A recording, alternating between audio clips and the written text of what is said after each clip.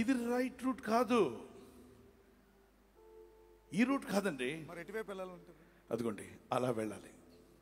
ఇటువైపు కాదంటారా? ఇటు కాదు, అటు. ఓకే సార్, ఇటు వెళ్తాను అనుకుంటున్నాను. నీకు ఇటు కాదంటే అటు వెళ్తాను. U turn U turn U turn. అది ఇప్పుడు నేను ఇక్కడ నడుస్తున్నా, నా నీడ సూర్యుడు నా వెనకున్నాడు అనుకోండి, నా నీడ ఏమవుద్ది? గట్టి చెప్పు, నా నీడ ఏమవుద్ది? ముందుకు పడుతుంది. నేను సూర్యుడికి ఏం చూపించాను? నా వీపుని చూపించాను. సూర్యుడు నా వెనకున్నాడు, నేను అతని వైపు తిరగల, నా ముందేం పడుతుంది? త్వరగా చెప్పాలి. నీడ పోవాలని కేకలేసాను అనుకోండి, పొద్దా పోదు. ఎగిరి గెంతితే పోదు. ఓ డిగ్రీ చదివితే పోదు.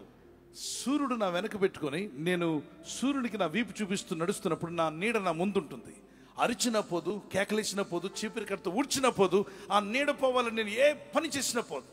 నేను చేయెత్తితే నా నీడ కూడా ఏం చేస్తుంది? నేను తల ఊపితే నా నీడ కూడా ఏం చేస్తుంది? మరి నీడ పోవాలంటే ఏం చేయాలి?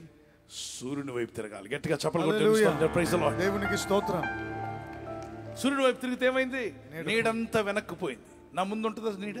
ఉండదు. అలాగే నీ భయాలు, నీ అనుమానాలు, నీకున్న అనేక సమస్యలు, నిన్ను పట్టి పీడిస్తున్నవన్నీ కూడా నీ మనస్సు ప్రభు వైపు తిరుగుతుండగా అవన్నీ వెనక్కి నెట్టివేయబడతాయి. నువ్వు ఆశీర్వదించబడతావు, దీవించబడతావు.